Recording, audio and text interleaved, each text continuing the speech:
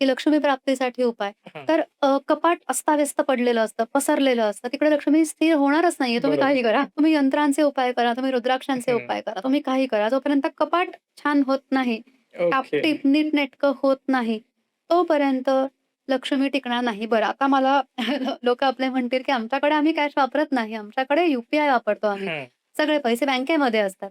हं, मान्य आहे ना. पण बँकेचे कार्ड्स कुठे असतात? वॉलेटमध्ये असतात. वॉलेट कुठे असतं? घरामध्ये असतं किंवा कपाटामध्ये असतं. हं. म्हणजे ते पैसेच झाले ना तुमचे. तर कपाट नीट ठेवल्याशिवाय लक्ष्मी टिकत नाही. ओके. कितीही प्रयत्न केला तरी घर आवरलं जात नाही. कितीही प्रयत्न केला तरी सलग महिनाभर कपाट टापटीप राहिलंय असं होत नाही. नाही, हे खरंच आहे. करायचं नसतं का? तर नाही. मला करायचं असतं. करायचं असतं. विलिंगली करायचं असतं. हं, पण ताई होतच नाही. हे माझ्या स्वतःच्या बाबतीत झालेलं आहे. मी स्वतःचं कपाट बघून, की "अगं मयुरी कपाट बघ तुझं, आवर कपाट." मग मी स्वतः, की "अगं नाही होत काय करू?" हं, मग मी माझाच उपाय केला ना.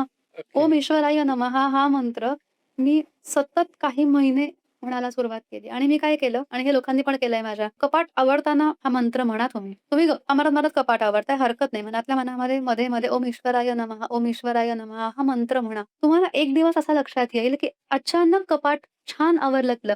प्रॉब्लेम काय असतो? कपाट आवरण्यापर्यंत कृतीच होत नाही. ती कृतीसाठी हा उपाय आहे.